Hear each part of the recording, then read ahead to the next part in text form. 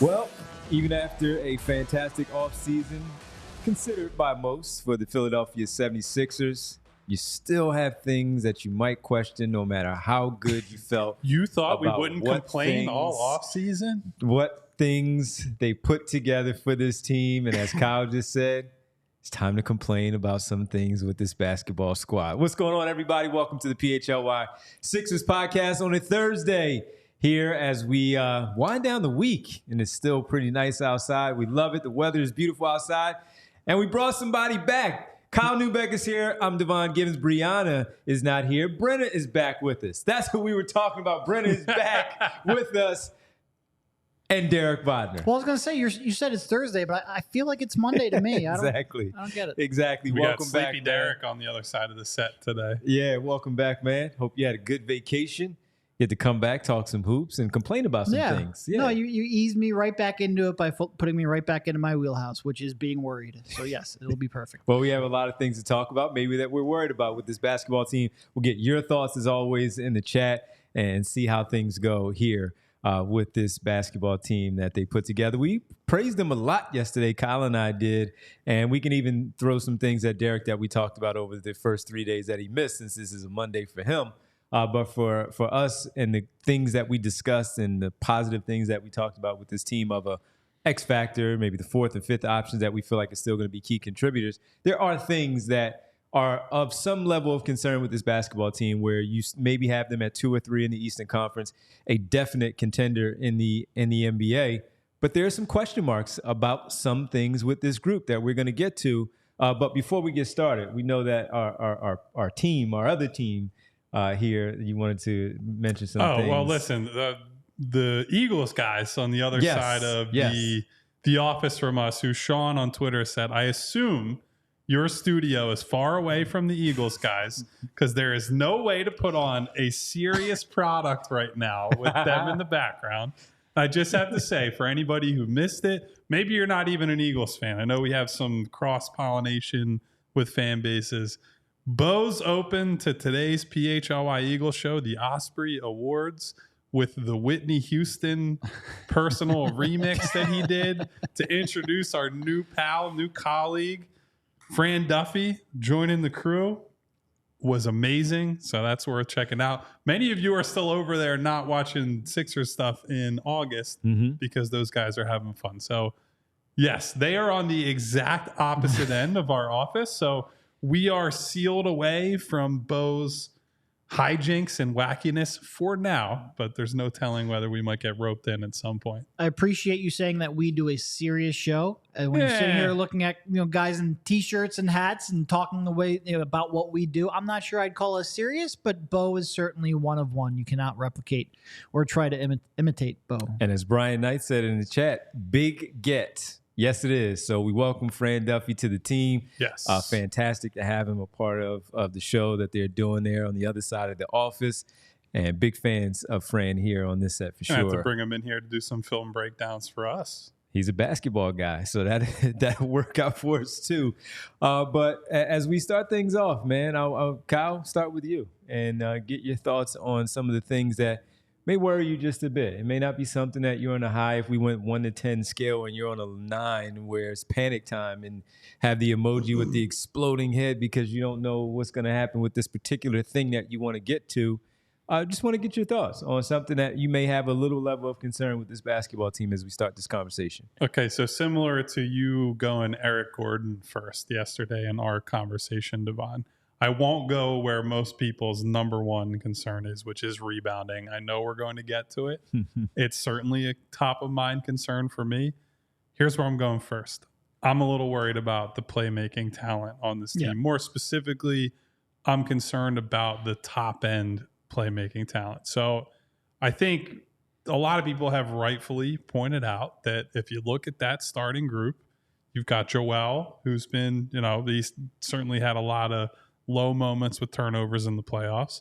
Paul George, who, while he can play make, it is certainly not a natural strength of his. It's more, I'm using my scoring, my shooting threat to set up the pass. There's Tyrese Maxey, who, while we saw growth from him last year, I still don't think he consistently makes the advantage pass enough.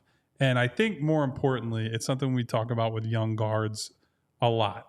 I think he struggles to find that middle ground between I need to be aggressive and make aggressive reads and aggressive passes, and I need to protect the basketball. You know, a lot of times we're sitting here like, hey, he had 8 assists and 1 turnover, and I think that's great, right? Like if you can make these great ratios and you're winning games and all that, that's awesome.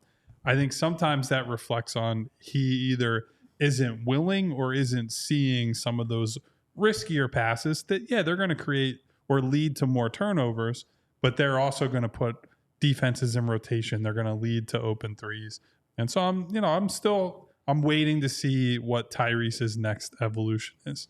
The other 2 guys that are in the starting lineup, we assume Kelly Oubre, not a passer, although we saw some moments from him late last season. Caleb Martin is he'll swing the ball around the perimeter, but he's not passing anybody open. And so you get down to, you're going to need Kyle Lowry to come in off the bench to get some high-level playmaking. And I've said it 100 times. I said it last year. You don't want to be reliant on somebody like Kyle Lowry at his age in the games and in the moments that matter for long stretches of time. So I think the team concept sort of rests on, you need Joel Embiid to be the passer and the playmaker that he was at the start of last season before he got hurt, where they came out, they had more movement, there was more cutting.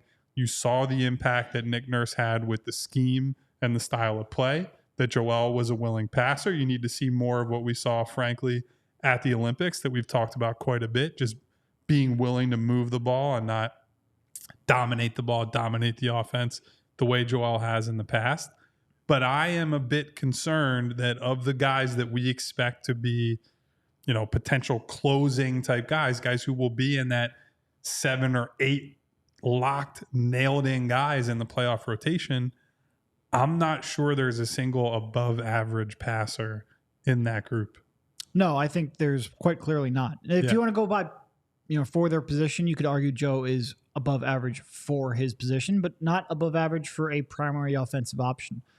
And I think the reason why this is the number one concern, I think rebounding is going to be more obvious early on. Like Joel Embiid and Tyrese Maxey are good enough individually and as a 2-man game that they are going to make the offense hum, even if the passing chops are not up to championship level. But the reason why this is the number one concern is because this is the toughest to fix. You can go out there and address rebounding. Maybe not fix it, but you can make it better. Go get a big body. Right. Like we talked about Yabusele. Yabusele's a 14th guy on the roster, might end up being 10th or 11th in the rotation. He's clearly not going to fix the rebounding problem, but he can get 10 to 15 minutes per game and help with the rebounding problem. You can't get a guy come in and play 10 to 15 minutes per game to help with the shot creation problem, because if they are good enough at creating shots for other teammates, they wouldn't be playing 10 to 15 minutes per game. And you would, the Sixers, with the resources they have, they can't go out there and add a star level talent at this stage. Daryl is sitting on 4 first-round picks.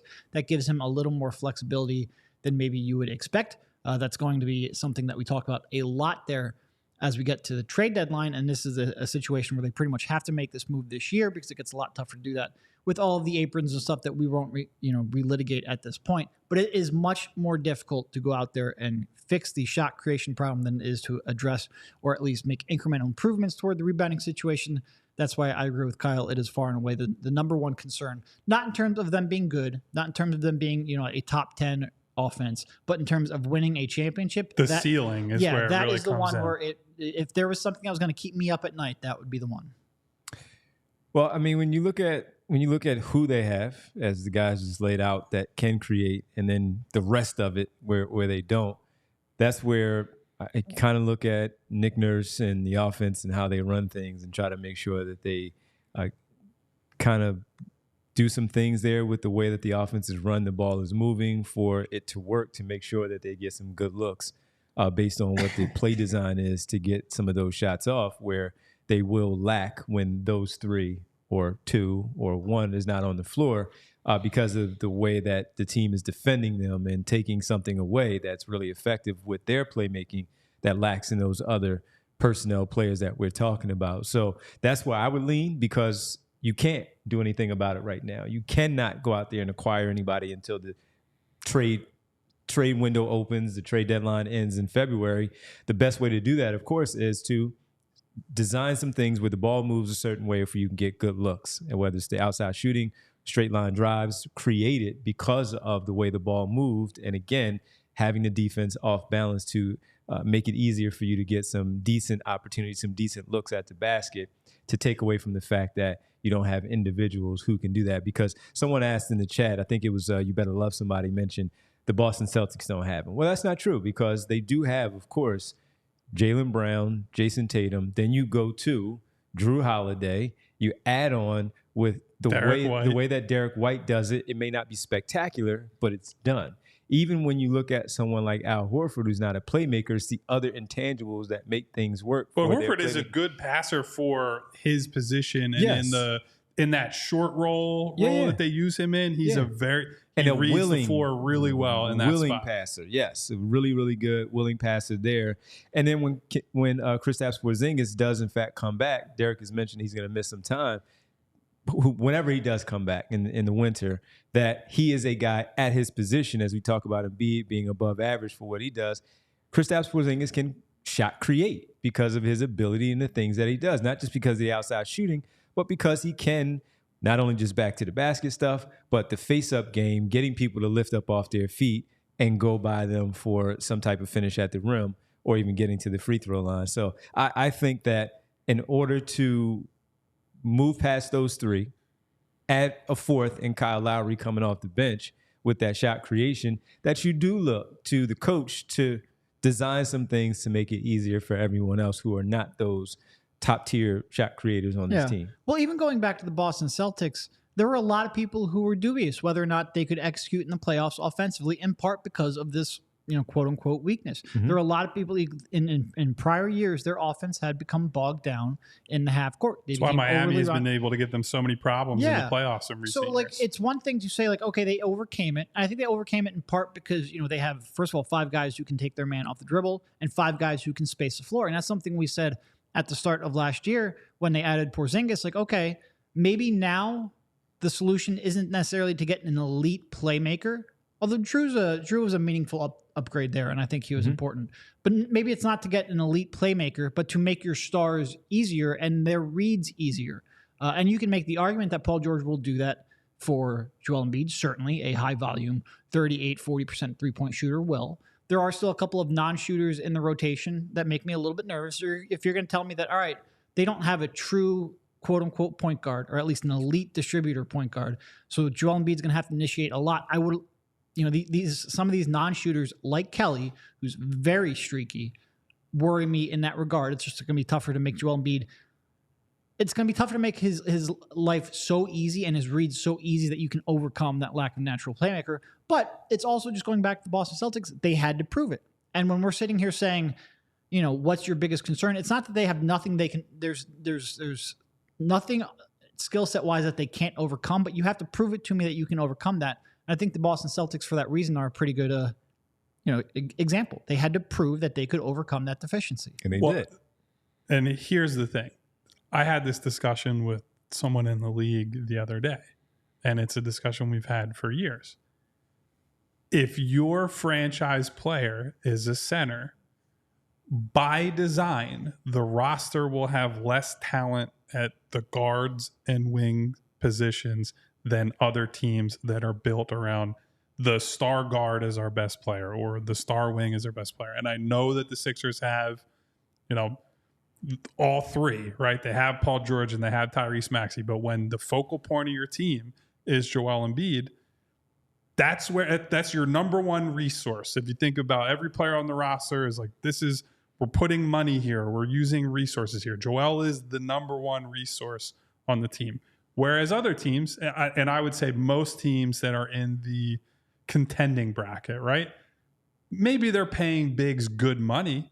They're not paying them max contract money. And so they have more money, more draft picks, whatever it is, to spread resources, whether that is going out in free agency, whether that is going out in the draft, and who they're selecting and saying, look, we're going to load up on, we want as much high-end guard talent as possible. We want as much wing talent as possible. Well, Joel takes away from that pool by being there. So by building around Joel Embiid by design, he is going to have to be on some level a good enough playmaker for this team to score and to beat elite defenses in the playoffs. Like that's just how it is. If you are one of the best players, that happens. And so they're going to run into issues here, like with the playmaking thing, where it's like, okay, Joel, if you're not good enough, if you're the Joel of 2021, 2019 playoff performances past where wasn't good enough on offense, turning the ball over, too casual, you're getting picked from behind, guys are doubling you, there is no path to winning. We've all been very clear about that we believe if Joel's not number one alpha dog level, there is no contention path. That's the nature of building around a star. So some of this is just like we need to continue to see upward growth, upward trajectory from Joel. And I agree. You guys brought up the coaching side of it. No, Eric Spoelstra, a lot of the time in Miami, part of the way they've been able to get around, maybe not having like Jimmy is a good playmaker, but Jimmy is not like, he's not LeBron. He's not someone that's like a true point forward in that way. Bam is a good passer for his position. But, the rest of those guys, like we're talking about Caleb Martin, who's now on the Sixers. They lost Tyler Hero is, he's okay, but whatever. Duncan Robinson, not a playmaker for others. They were reliant on that same Kyle Lowry. They went out and got him for that reason. They went out and got Terry Rozier because they needed help in that department. And Terry's got his own set of strengths and weaknesses. So it isn't unique to them, right? Like there are a lot of other teams. There are very few teams that you could say, like, I don't worry about their ability to play make and create for others against elite defenses. That is absolutely true. I brought it up when we talked about the Knicks as well. All I'm saying is, and I agree with Derek as the one who brought it up, that's probably the hardest one to fix if you can't get there, because shot creation at the deadline, if you think you need to trade for it, that's what you pay a premium for. If you just need, like, if you need a shooter, Buddy Hield has made, as we saw, some of the most threes in the history of the league and in recent NBA history. Got him for 3 second-round picks. Like, that's not that big a deal. You want a real deal shot creator, you are going to pay a lot for that guy, and that's going to compromise your ability to do other things. Yeah, and look, having this discussion doesn't mean we're down on the team. Like, I legitimately last week just picked them to win 57 games. That is a heck of a lot of Why games. didn't you pick them to win 60? Right. So, like, when we're sitting here having this conversation... Stop complaining, Derek. When we're sitting here having this conversation, it's just, all right, let's predict where the potential problem areas are. So when we get to the trade deadline, we know what they should pursue. And look, they might answer it before we get to the trade deadline, and we won't be having this discussion, and they'll be looking for something completely different from what we're talking about. That's why I think that bringing up the Boston Celtics is a perfect place to go, because at this point last year, a lot of people were saying, well, do they have enough true shot creators? Do they have enough people that you trust in the half-court offense to win at not just a high regular season level, but the highest levels in playoffs? So they answered that question. The Sixers can too. This is just what concerns you in the middle of August, or I guess late August now, about this basketball team. And quite frankly, every team is going to have something that concerns you. That's the way it is in a salary cap era. This is a team that is probably, there probably aren't 5 teams that are more complete on both sides of the ball than the Sixers. Whether or not that translates to the playoffs, we will see. But every team has some level of concern. This is what's at the top for me. Yep, absolutely. Well, we'll get to Derek's to get his thoughts on something else on the other side. Get Kyle's. I'll share one, maybe throw some people off a little bit with this one, but we'll do that in just a bit here on the PHLY Sixers podcast. And I have to tell you, as we talk about the Philadelphia 76ers and we look at things with them and how the season may go, you may feel like you want to play some bets on them when the season gets started, maybe some preseason bets before the year gets underway. Maybe for the football season that's getting ready to get started. So that means I have to tell you about our good friends from Bet Parks, the sportsbook. This time has your seat at the table with live dealer for all your favorite classic casino games right on your phone. And right now, have it right here on my phone as well. Play Baccarat, live roulette, live blackjack with the live dealer, plus hundreds of exciting online slots. I'm proud to exclusively recommend Bet Parks. It's the only online casino sports betting app I use myself. The summer is here. It's winding down, though. But if you're still making your trek to the beach on some boat that you didn't invite us to, on the boardwalk, the Poconos, the campground like Derek was just on, the lake, or your backyard pool, make your downtime fun with BetParx, the proud official betting operator of the PGA Tour as well. The app allows you to follow the PGA golf, football, basketball, baseball, all Philadelphia, of course, and league-wide in all of the sports. Just download the app. Enjoy all the action and excitement from the casino right at your fingertips. And the new users, download the BetParx app and the online casino and sportsbook app right now. You get up to $1,000 casino bonus back if you are down in the first 24 hours. In the first 24 hours, casino bonus must be wagered. BetParx.com for details. You must be 21. Just got mad about that first 24 hours. New Jersey, Maryland, Ohio, or Michigan. Gambling problem, call 1-800-GAMBLER. You love to play. You play to win. You bet BetParx. We also want to make sure we tell you about Rite Aid. Specifically, I just came from spending 4 days outside. Allergies are going to start acting up for me. They might for you too. Fall allergies can begin as early as August and last in November. The main culprits are ragweed and mold. Other allergens include plants such as sagebush, tumbleweed, and pigweed, dust mites, pet dander, and fur. Allergic reactions occur when your body misidentifies a substance such as pollen as harmful to the body, and then your immune system releases histamines to fight off the allergens. Interestingly enough, these same histamines are also the cause of your allergy symptoms, such as a runny nose, itchy or watery eyes, or wheezing. That's why antihistamines, medication that suppresses the amount of histamine in your body, are often the first line of defense to treating your symptoms. Here's what you can do to get relief during allergy season. Sign up for Rite Aid reward emails at riteaid.com/rewards to receive email pollen alerts for your area. Use a dehumidifier. Shower frequently if you wash the pollen and mold spores from your skin and hair. They are less likely to affect you.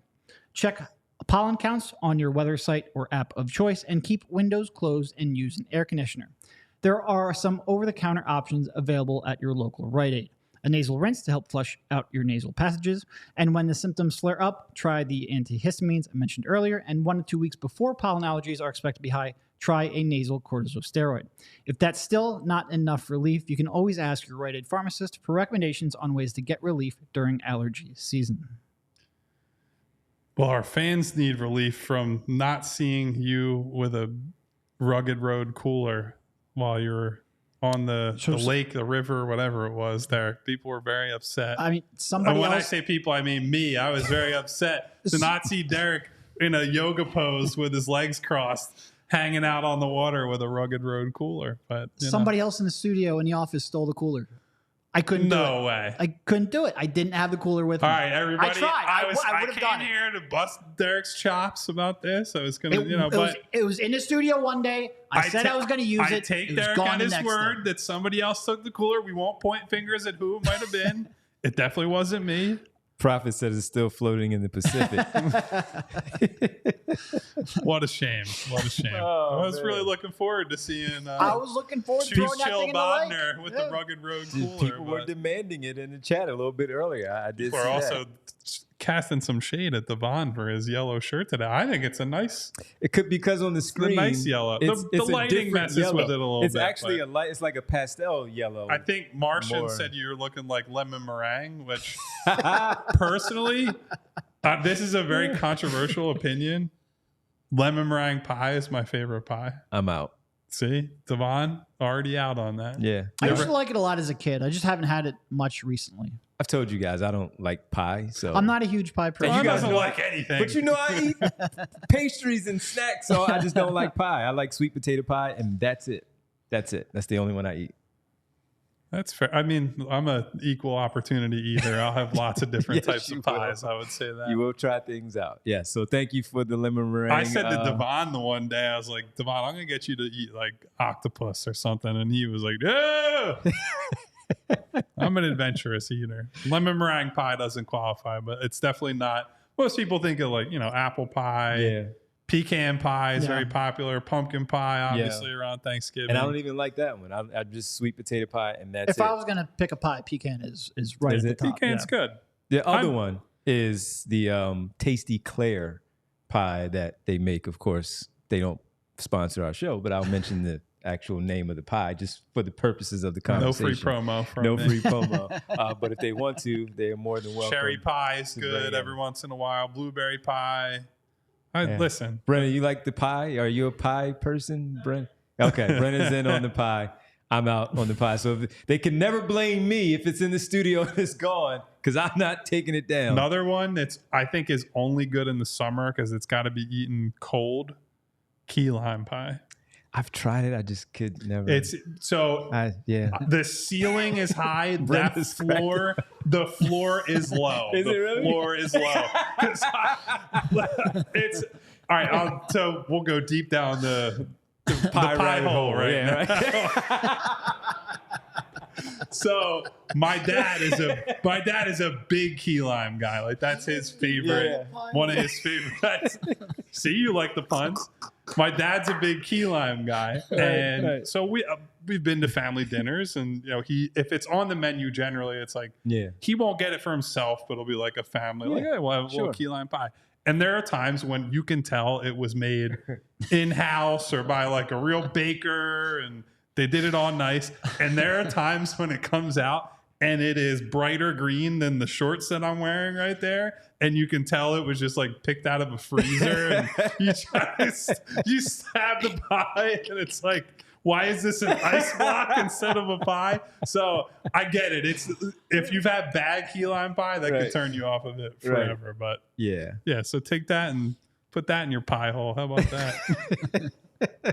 I think after hearing Kyle describe it, I'm never eating key lime pie again. No, good key lime pie is very good, especially when it's hot out. It's a good summer dessert. Darkness says it's the king of pie.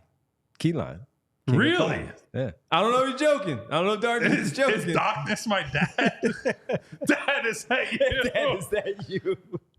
Well, Nona did say she's going to send us some sweet potato pie around Thanksgiving. Thank you, Nona. Really appreciate it. Yeah, so Hypothetical Man said that's the radioactive one, and that's a great way to describe it. If you see a bad key lime pie, you will know because it is just a grotesque shade of green that comes out. Martian mentioning that we have the attention span of a cat. He's not wrong. Hey. I don't even know what our topic for the show is. 5 days a week, man. It's August 22nd. 5 days a week. Sometimes you're going to get these Sometimes we're going to talk about Palm Pilots. Sometimes we're talking about lemon meringue pie. No question about it. Socks. It was Devon's shirt. It was my shirt. What do you want from me? Yeah. It's not I really said to bright. Vince the other day, I was describing telling him some type of story, and was like, I'm basically like Russell Crowe in A Beautiful Mind with the way it just like, you remember this, but then remember that, and it's so you guys will get with it eventually, I promise. If you haven't gotten with it by now, I mean, come on, we've been here for a while together. Catch up. But all right, let's go to Derek on this one and get Derek your thoughts on the first thing that really stands out to you. I mean, another thing that stands out to you about this team, maybe that you have some questions about. Yeah, well, I'm going to sort of build off that in part because I'm just kind of avoiding the rebounding discussion because I feel like we've had that one a bunch. And injuries. Let's everyone understands if Joel Embiid blows that. out a knee, we're all fine. Right. Don't even say those words. I'm kicking the wood over here. Jeez. My other concern that sort of piggybacks off of that is that so many of these guards I don't think can play next to each other. And like they've got so many, smallish guards who I just don't think pass the Kyle Neubeck test. I just don't think they can hold it defensively. And we start looking at, all right, so Kyle Lowry came here last year, and it was like a breath of fresh air because you wanted him a real playmaker, or at least a floor general alongside Tyrese Maxey. Well, Kyle Lowry's 38. He'll be 39 by the playoffs. Kyle mentioned it. You don't know if you can really trust him by the time April and May get here. And there's just so many of these guards. You would love a bigger guard that you feel confident can play next to Tyrese Maxey in certain lineups. And I'm not sure they necessarily have that. And that's another thing where I'm not sure it's going to be easy to rectify. Well, we talked about the bigger guards the other day when you weren't here, and we mentioned just as one, two, Fultz, and not that they can play together, but just as an example. He would have a better chance than I think. And then we maybe even talked about Lonnie Walker as a now different skill set, but again, he may not even pass the test of the Kyle Neubeck test. So no, I think he's like he's 6'4", 6'4". Yeah, so close. I mean that's depends taller than Reggie Jackson. I'll have to go back to his NBA draft combine and really look at the no shoe, but then we have to figure out what Kyle is without shoes. Right. But those two are those two that would make you feel better versus Reggie Jackson, Jared McCain of who they have, even Eric Gordon. I might have gone Lonnie over Reggie Jackson. Yeah. Yeah, I think that's a fair argument. I'm not sure it necessarily would. I'm not sure if they signed Lonnie rather than Reggie, if I'd be sitting here going like, I have no concerns. Right. But I think championship. I think there's an argument for that. And it's really not even just Reggie. It's not Jared McCain. It's Kyle Lowry. It's just the whole collection of them. There's just a lot of short guards that I don't know how many of them, if any of them, can really hold up defensively in the playoffs. And I certainly don't know if I like any of them in playoffs next to Tyrese Maxey. I mean, we've got Maxey, who at times, we would like to see a little more growth. I do think he made some growth last year, but you'd like to see another evolution in him as a playmaker. But you would also like a backup plan of, hey, we're going to give it to Kyle for 15 minutes per night. Let him run the offense. Kyle's old, to put it nicely. And part of the You're reason, older than I am. I'm not talking about you. You know that. And part of the reason why, before we even knew that, well, we thought Lowry would be back, but the Reggie Jackson part, Eric Gordon had no idea. You didn't know who the guards were going to be. And on draft night, when Dalton Knecht is sitting there, part of the reason why I know specifically for these guys, and even Rich, who was with us that night, and a lot of people in the chat, or even where we were, that talking about drafting Jared McCain, a smaller guard like him, when you are looking to add to the guard position, sure, you need ball handlers, you need guards, you need people who can create, but you also need some size in the backcourt. And if you want to have them playing with Tyrese Maxey, that was a big reason why you guys were a little bit down on the Jared McCain pick on that night, for that very reason that Derek is talking about, the size of these guards. Some of it is just, I also think it's connected to that playmaking thing we were talking about, right? If Tyrese Maxey was Chris Paul level playmaker, you don't need other guys on the roster to be able to, you don't need a Kyle Lowry necessarily. It would help to have a competent backup point guard, but everybody else could be, a wing or a guy who's more of a play finisher. But because you don't have that clear 1A, like, this guy will run the offense, get everyone set up, make for guys every single time down the floor. And I'm not saying Tyrese is a bad playmaker. I think we saw a good jump from him last year. I think he used the attention that he draws as a scorer. He used the attention that Joel Embiid gets to make some more creative passes, to add to his, he averaged 6 point something, 6.1, 6.2, something. I know like that, it was over 6 game. because my preseason prediction was above 6. Yeah, 6 point something assists per game. I don't know off the top of my head. I could go check it, but maybe we see a little bit more growth there. The volume creeps up. I would like to see some more turn. But the point is, because he's not that type of guy, that informs the rest of the roster. And so they do have a bunch of these, smaller, more specialized guards that I agree with Derek. And then I think that bleeds into the other big problem we've been talking about the whole offseason that all the fans are keyed in on. It's rebounding. You're going to have, a lot of these little guards in the rotation. You don't have, outside of Yabusele, a real 4, right? Like, it's a lot of wings. And we think that the Sixers, between all the athleticism they have, all the wings that they can switch and play better defense, and they have Andre Drummond with the backup groups. We think all that can help. But that creates that problem. If you're playing Kyle Lowry and Maxey, Kyle Lowry and Reggie Jackson, even Kyle Lowry and Eric Gordon, who Gordon's a little bit bigger, but he's not somebody that's like, yeah, I'm going to go up and snatch a bunch of rebounds, right? Maybe he'll box somebody out, but that all kind of, it converges in the problem that I think people are most worried about, and that's on the glass. And even when we look at a trade possibility at some point during the season before the deadline, we've talked a lot about Bogdanovich from the Atlanta Hawks, 6'5" guard who can come in and not only play in big spots, but just the fact that the shooting, the playing the big spots, but he's also got some size to him. And he can help you a little bit with the shot creation, just a tad bit there in the backcourt. But he's a more seamless fit for that position in the backcourt with Maxey, or even if one of the other guys were in there with him, because he does stand at 6'5" based on how they measure him out. So it's an interesting one for sure. And we'll see how that may get in the way at some point, because Reggie Jackson, he looks like it because of his wingspan. He's got some length and he can do some things there, but he is really 6'2", 6'1", 6'2". And when I was at the Rumpf on night one when he was there and we were talking, I'm like, yeah, I mean, everybody's taller than me, but I'm used to that.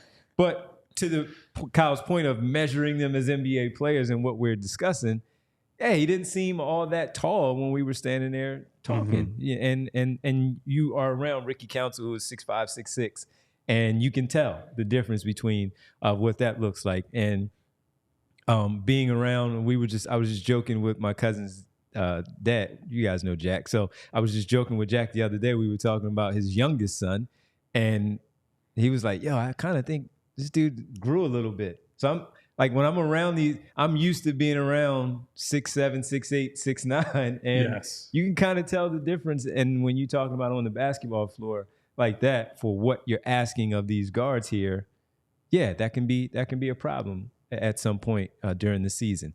And Jared McCain may not, as good of a rebounder as he may be, he might not play enough to get those rebounds. And it's all relative stick his nose in there to the competition that he's playing against versus these NBA guys. It's like we were saying, or Derek was saying about, Joel is an above average passer for a center, but if you're grading him as, just an NBA player, he's not the greatest playmaker in the world. Jared McCain is a good rebounder for a guard. Right. He is not a good rebounder in the spectrum of the full 450 plus in the NBA, right? And so, look, I think we did see some moments for Jared certainly in college, but definitely also in summer league where you could see, okay, there's the physicality. He's good at getting in position, boxing guys out, goes up, two hands, technique is all good, all that. But sometimes he's going to run into guys that are 4, 5, 6 inches taller than him that he's going to give up some weight to. And there are just going to be problems that he can't overcome purely with technique. And that's true for a bunch of these guys. So I agree with Derek that the volume of guys that, frankly, I think they need to play some of these guys. Like Lowry needs to play for some of that help with the bench. Reggie Jackson's going to have to play to give them a little bit of shot creation. I think Jared will probably have to play at times to provide some shooting. Certainly, we've already talked about there are going to be rest games for these vet guards. He's going to need to step up and give them minutes. We'll see what the domino effect of that is. Yeah. So the height jokes come in, of course, with Jay saying I made him feel real tall. He's 5'8" when we met. And Prophet says, "Is he really that? I'm 5'6". It's not that big. It's not that big of a difference with it. But yeah, I've been dealing with it forever, so no problem.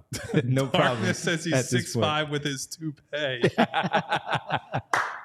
All right. Well, I have one that might be a concern on the other side for Sixer fans, maybe my teammates here. We'll throw it to you guys on the other side here on the PHLY Sixers podcast. Guys, I got to tell you about our friends at Ace Hardware Home Services. You got a leaky pipe at Pike. I don't know what a leaky pipe is. Do you have a leaky pipe at home? I've had some since becoming a homeowner. A year ago, in fact, I had one that we just had to fix just recently. And you're thinking, where do I go? Where do I get the parts for this? Where do I get the expertise to work on this? Some people try to turn to, they're looking at crazy YouTubers, some guy just hanging upside down from his sink. You need to go to Ace Hardware Home Services. They're around the block for everything you need to fix it, including, importantly, and this is very important for me, I can't even say the word pipe, let alone fix one. They have the person to do the fixing as well. Got an air conditioning issue? Ace has a person for that. Got a faucet you said you'd fix last fall? They've got a person for that too. Because now they're not just the helpful hardware folks. They're also the helpful home service and repair people, from plumbing to heating and cooling. They've got the trusted pros to keep your home humming all year long. And look, we're getting toward the end of prime air conditioning season. We will be approaching heating season, where it goes from, man, I got to keep my home cool enough, to, man, if I don't keep it warm enough, your pipes might freeze. You'll get all kinds of big problems that could come out of that. Go to our friends at Ace Hardware Home Services, where they're bringing helpful home. Visit Ace Hardware Home Services online at www.acehardwarehomeservices.com. to get you started on your next project. Maybe it'll even include the person doing the ad read reading the words correctly next time. Frozen pikes are no joke, man. Don't let that happen to you.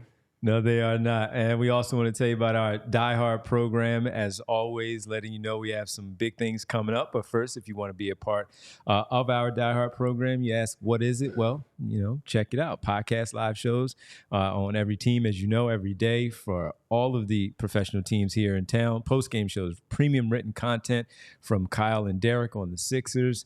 We have, of course, Bo, Zach, Les Bowen. We were just talking about Fran a little bit earlier. Fran Duffy for the Eagles. And Jim Salisbury with everything going on with the Phillies right now. And Charlie O'Connor, as Kyle likes to talk about, he's just a machine. So if you want that written content, I need a Photoshop of Charlie as a machine. .com, 20% off the events. Dope merch, of course, for all the teams. You see Derek has the T-shirt on. Kyle has the dad hat. You can get that stuff at our PHLY locker.com as well. I believe we're going to have a new site in the coming days, by the way. So be ready, folks. And the members-only Discord that I'm a member and barely participate. I'll do better this season. I'll be in there. You'll be in there. The Phillies. Yeah, I'm sure you will. They have the PHLY Phillies crew will be at Top Tomato to watch the Phils take on the Atlanta Braves on August 29th. $1 beers, $1 hot dogs all night. Phillies ticket giveaways, merch, and memorabilia giveaways as well. You must RSVP, though, for free to be eligible for the giveaways at allphly.com/events. And we also have a big one coming up with the start of the Eagles season where the Birds are in Brazil to take on the Packers.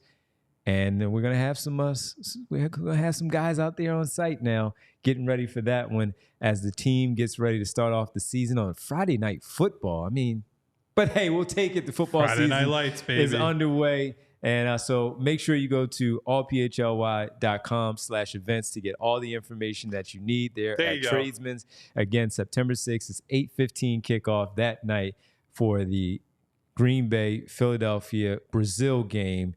You want to have the watch party with us. You want to be there. You're not doing anything anyway. You're watching the game. You might as well come hang out with the folks at PHLY. So we hope to see you there. Gotta say, there are a lot of men in the chat worried about my short length.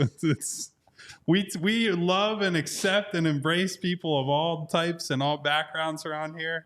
If I'm the Chris Douglas Roberts of the PHLY Sixers show, so be it. I think these are pretty normal length shorts. So I'm just, And when you sit down, hanging out here. Hey, but hey, that they're worried about a lot of stuff. Thank you for the compliments on my legs, fellas. It means a lot. The shorts just kind of ride up in these chairs. It's not Kyle's fault. I'm a sloucher too, so I'm not doing myself any favors. And they don't help us by having these comfortable chairs here where you just have to slouch. You have to do it. I would do it anyway. I'd fidget. If it was a cold metal chair, I'd be back here just making myself at home. Fair enough. All right, one for me that I wanted to throw that it goes to a lot of when everything started to go down, and I was going to start off with Paul George when you talk about maybe some question marks there, because we spoke about the age and because he was the top free agent on the market, and for where the Sixers were with their cap space, the ability to add somebody at his level without having to give up any draft compensation made sense. But when we also looked at players that were more enticing for us to add to this team, there were some, one of which was traded to the New York Knicks with Kale. There were the discussions about Lowry Markkanen before he signed his extension. And maybe even a few others that we discussed. OG Anunoby, also a free agent. He decided to stay with the Knicks. Also, there was a concern, for me at least, of I don't know if I would go this far as the Al Horford experience of he just could not stand it here because he didn't really want to be here. We knew Paul George wanted to stay in Los Angeles. He got what he wanted in years and money, and he came to a team that just so happens to still be a contender with a MVP candidate, a rising all-star in Tyrese Maxey, and a established coach in the NBA, plus a deep roster now that we know of. But there were real legitimate questions about Paul George before they locked him in, having to pivot if he decided to opt in.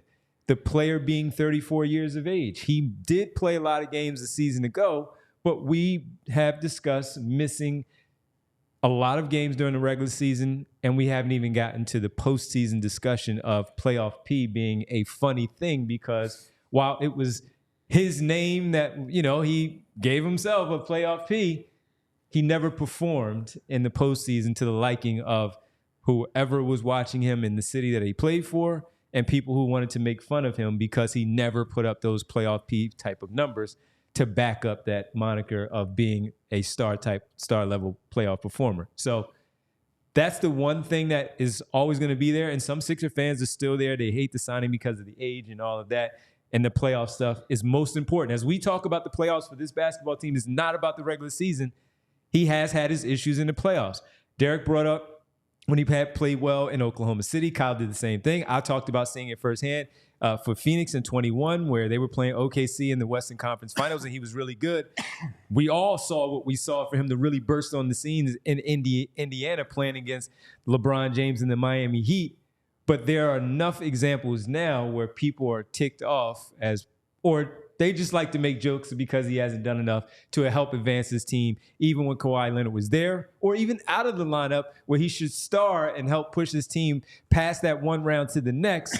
There are those questions. So I didn't think we should have this conversation without even bringing it up for the job that we do and talking about why this roster and this offseason has been very good. There are still concerns there with Paul George. Well, so I'll take it a step further, and I'll bring in a point that was made with a lot of force on social media this week. There was an appearance by Chet Holmgren on Paul's podcast this past week where Chet was trying to, he's trolling a little bit. He's poking the bear. He's saying, well, who's taking the last shot between you and Joel? And Paul didn't say anything crazy. It was like, it's going to depend on what Nick draws up, and it's not that big of a deal, all that.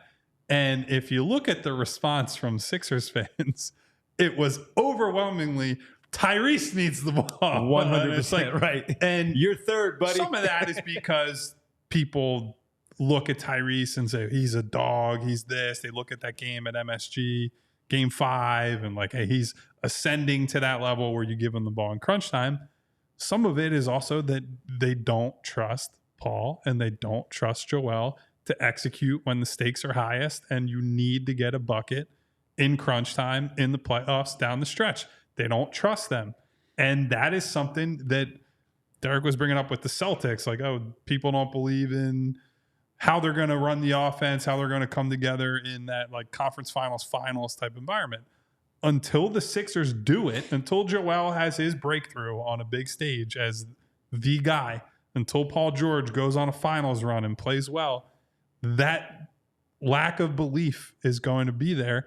And I think the mental side for this team is going to be a real factor, right? Like, can they set aside past demons, past failures, all the narrative, the national press, the opposing fan bases that are just going to remind them over and over and over. Like, yeah, Joel, you just scored 50 points in like 4 out of 5 games in December, but who cares? You can't do it in May. You won't be healthy enough to do it in the conference finals. You won't get to the finals. You won't do this. Paul George, your name that you gave yourself has been made fun of and remixed like 100 different times. People in the chat are calling him, for example, Pandemic P, or like all these there have been a lot of variations of that over the years. That's the weight and the black cloud that is hanging over them unless and until they break through. And so we can talk about down to the skill level, the size, the roster construction, what they have left to trade, all that.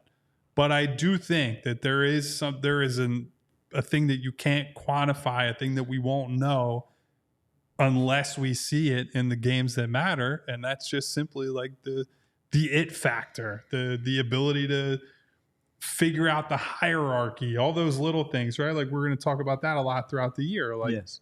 Chet was doing it to poke at Paul a little bit and create some discord, but it's a real thing you have to think about on these 3-star teams. And you have a couple more guys like Kelly Oubre's the guy who probably thinks he deserves touches and shots and opportunities in the big moments as well. So there are a lot of mouths to feed, and there are a lot of guys that need to prove it on the biggest stage. I'm certainly not saying that they can't, but we are a long way away from knowing if they can and whether they will.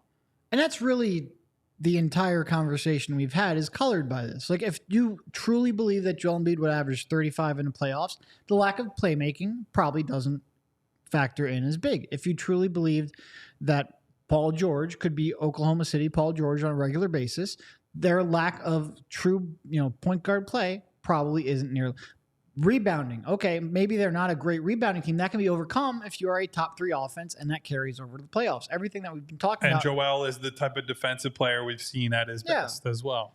What I think is cool about the NBA is, all right, the past is the past. They have a chance of rewriting those narratives. We saw it with, there was a time when people doubted whether or not a team with that relied as much on perimeter shooting as the Warriors did could win a championship. That was a real thing that people heavily debated. The example you gave of the Boston Celtics earlier from the Boston Celtics, Dirk going that late into his career. People said LeBron will never win because he defers too much and he's got to change how he plays. That's a little bit of a dumber argument than the one against Joel Embiid, because there's more data to support that Joel Embiid hasn't gotten it done. Yes. But those kind of arguments exist all the time. I think one of the cool things about the NBA is you have a chance to rewrite that. All it takes is a month and a half of inspired, incredible play and being healthy, and they can do that. And I do think they have the talent to do so. Yep. Well, you brought up the Chet Holmgren part, and Martian really got it going here. Maybe one of the best ones of the day here in the chat. Chet Holmgren looks like Olive Garden bread. I don't think I can make fun of. I make fun of white basketball players all the time. I feel like I won't do the looks part. That's where I'll make fun of, you can't have too many white guys on the team. But there's got to be a line where I stop and I have some self-awareness. But it was a line that everybody started laughing at in the chat. I get it. Had to be said, man. Any more before we go? Because I did want. I do agree with Derek. It's part of why I love basketball specifically, because it is at the same time what a wild a great team sport, but also so many of these stories and moments are about one guy is in the lab all summer and comes back, and the LeBron example. Part of the reason he failed spectacularly in that Dallas series that they lost in the finals. Yep. As I'm getting an important phone call right now, so I might have to step out. Yeah, go ahead.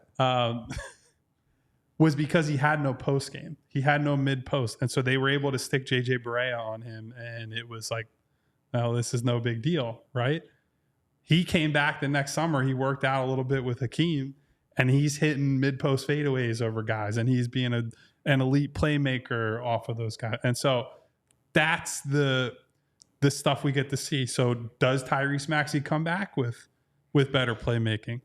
Does Joel Embiid come back and have a new approach to his health and playing back-to-backs and just getting to that finish line at the end of the season? There are just so many things that we don't know. Does Paul George just finally, he finds his home, his place as a third guy rather than as one of the top 2, and he just settles in? We don't know these things, but it's what makes it so fun to cover this league. As I'm not kidding, I actually have to. No. I'm gonna go take this call. So Derek, I wanted to ask you this. I now want never-ending breadsticks. I might have to go to Olive Garden. Listen, I was trying not to laugh while Kyle was talking because of something else that Darkness had said. But with a few minutes to go, I wanted to ask you, since you weren't here and you couldn't do the emergency pod with us, which was the ALLCITY edition, and everything that we talked about with the finances, why it couldn't be done, why it might not be done. And nothing behind the scenes, just more of they got it done. And we didn't think that was really going to be possible. Yeah, I was surprised. I mean, said it on the show, so you guys all heard it. I was surprised that a minimum was going to get it done, given the constraints with the buyout, given the limitation that the Sixers can only contribute $850K towards that. My hunch, strong hunch, semi-informed hunch, is that there was some renegotiation to that buyout, which probably means that it was extended out the term of the payment was basically extended out, so he doesn't owe the whole $2.5 million right now. I don't have that confirmed. You mean from that side of the camp? Yeah. It would be negotiated between Yabusele's agent and Real Madrid, not with the Sixers' involvement. That's just my hunch. Again, along with a little bit of informed tea leaf reading. But I'm surprised that it happened. And I do think it was one where, look, and Kyle's been sort of banging on the drum that you don't know if the jump shot's going to translate. The NBA line is farther out than the FIBA line. And that's a concern at times. Like some people have, 21, 22-foot range and not 23, 24-foot range. That's why I brought up for him specifically that short corner three might really be important for him in this offense. But I think he has enough things that he does well, from the athleticism to the size to the defensive awareness, that taking a gamble on that jumper is worthwhile. I think he is at the right stage of his career where he can step in and contribute if it does translate. Whereas last time he was in the NBA, I don't think he was ready. I don't think he was ready physically in terms of being in the shape he needed to be in. I don't think he was ready in terms of his skill set being high enough, and just in terms of the work that needed to be put in to get there. But I think over the 7 or whatever years since he's been, I think he's done that, and I think he deserves a shot. And I would much rather take a chance on he's kind of like the guy. If he works out, he could be a 7th, 8th, 9th man by the time we get to the middle of the season. Or he could have just been a wasted roster spot if that shot doesn't translate. You don't know. I would rather take a little bit, maybe there's a little volatility there in his outcomes where someone like Marcus Morris that we were talking about early in the offseason is a little bit more of a known commodity. Only a little bit more, though, because once you start getting to that age, you can drop off pretty quickly.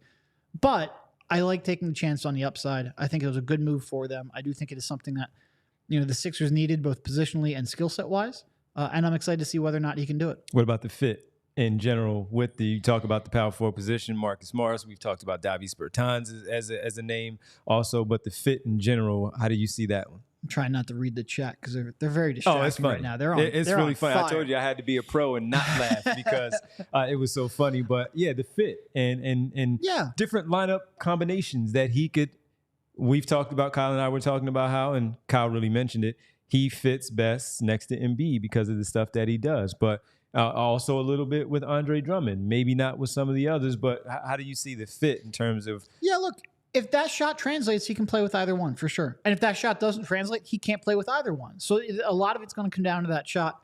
I will say it might take him a little bit of time to adjust. So maybe if he comes out of the gate and he's not making all of his perimeter shots right from the jump, don't jump on him. Don't call this the signing a failure. Yeah. I think there could be a little bit of an adjustment period, especially if he can do the other things that still translate to the game and help. But no, him. I think he's a good fit. He's a good fit both with what they needed and a good fit alongside Embiid and Drummond. Mm-hmm. And you don't want to make too much because he is a 14th roster spot. He's on a minimum contract.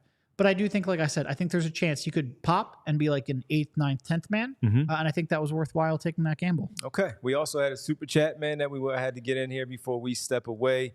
And that was from our good buddy, Bernard McCoy. This is not a weakness. Just catching strays. It's but wild. A mindset. If Embiid's average drops from 35 to 30, that will show me that the team is playing the right way and ready to win. That's Bernard McCoy with the super chat. Your thoughts?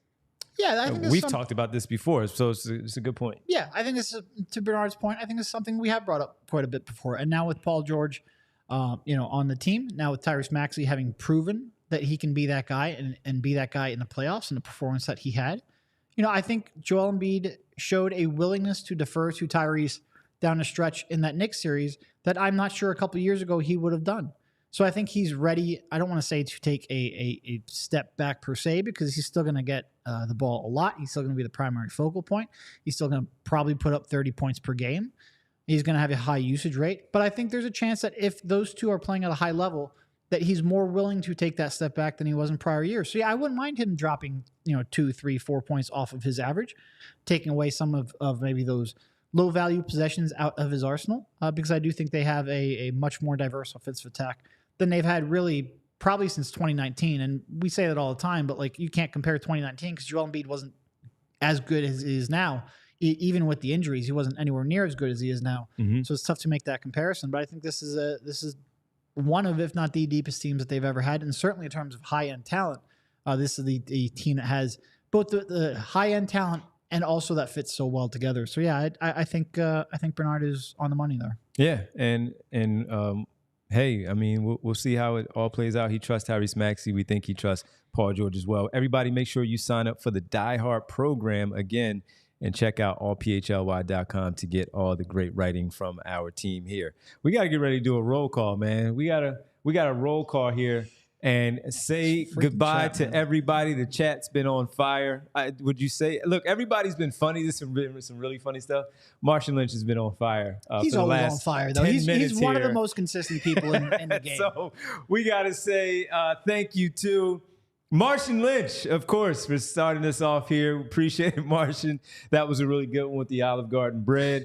Fine cuisine, as he said, some fine cuisine from that specific place. All right, Eugene Ross, what up, Gene? Jay of the Jungle, Rick Morris, Val Hosts. Hey, Val, Winona, Jess, all three of the ladies. We love seeing you in here all the time. Elaine Bruno, Jay, Aaron. What up, Aaron?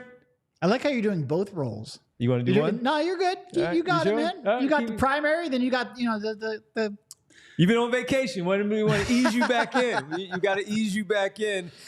We got darkness, as Kyle would say there for darkness. Dave Dewart. We appreciate Dave checking in. Lauren Michaels. Lauren, summer's almost over. We know you need some hosts for the show. We're ready. We told you we're ready. We've been on camera for a year together. If you haven't seen enough tape already, Lauren, I don't know what else to do. Or maybe she has seen enough tape. Maybe. Real time with Prince Boo. We appreciate it. And, of course, with the Super Chat, we thank Bernard for sending in the Super Chat. Rick Morris hanging out with us. Who else do we have in there since we got to do this on the fly? You better love somebody to love somebody to love somebody. We appreciate you as well. Who else? Did I get everybody? Did I get a good amount of people in here? That we got Money Mar. What up, Money Mar? We appreciate it. V is in here. Derek didn't get your thoughts. Jahan Dotson. We love watching football. We watch the Eagles. Jahan Dotson. V says Eagles got Jahan Dotson and fire emojis all over the place because it was a good pickup. Yeah. Howie does it again, man. Shout out to Howie then. Can we get Howie? Shout out Howie. What up, Howie, for making a good move right before the season starts.